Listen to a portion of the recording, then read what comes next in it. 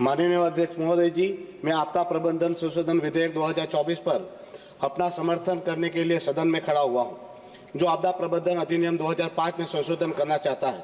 पिछले कुछ वर्षों में आपदाओं से निपटने पर वैश्विक बहस का ध्यान धीरे धीरे घटना के बाद के नुकसान को संबोधित करने से प्रभावी निगरानी और ऐसी घटनाओं की रोकथाम में स्थानांतरित हो गया है, जो मनुष्य और सामग्री को समान रूप से भारी नुकसान पहुंचाते हैं।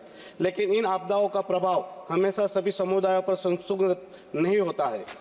कुछ समूह प्राकृतिक और मानव प्रेरित कमजोरियों के संयोजन के कारण असमान रूप से प्रभावित होते हैं। भारतीय मुख्य भूमि दुनिया की लंबी तट रेखाओं में से एक है, जिसकी लंबाई 7,516 किलोमीटर है। इस समुद्र तट का लगभग 2,800 किलोमीटर हिस्सा अरब सागर के साथ चलता है।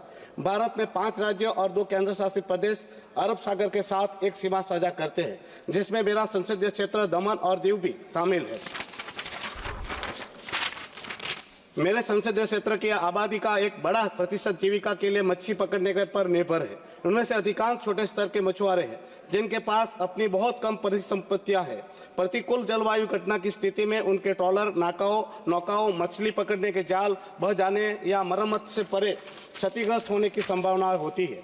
इन घटनाओं का दीर्घकालिक प्रभाव शायद अधिक चिंताजनक है, क्योंकि इनमें से अधिकांश आजीविका से नुकसान से कभी उबर नहीं सकते हैं। महोदय जी, आखिरी में जब तोकते तूफान आया था और हमारे प्रदेश के दीव में ये तोकते तूफान की वजह से मछुआरों को भारी नुकसान पहुंचा था, जो अभी तक वो मछुआरों को उस नुकसान का भरपाई या उनकी जो नुकसान हुए है उसकी भरपाई प्रशासन की ओर से नहीं मिली है, और इसके चलते प्रदेश के मछुआरे अभी भी इस नुकसान से उबर नहीं पाए।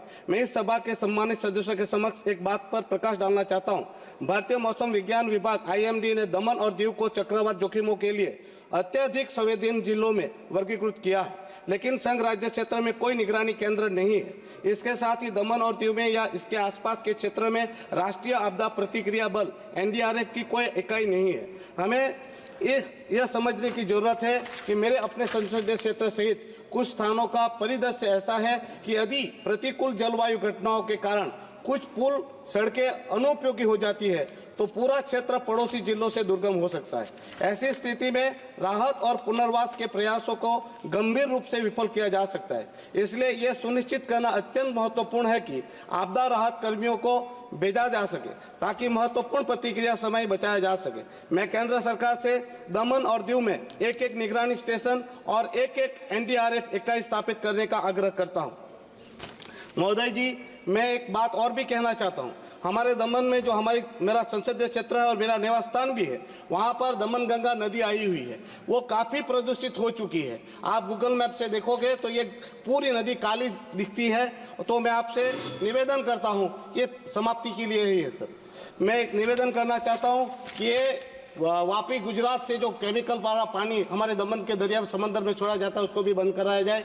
और मैं ये डिजास्टर मैनेजमेंट का समर्थन करता हूँ। धन्यवाद। श्री इंद्राहंग सुब्बा। सामने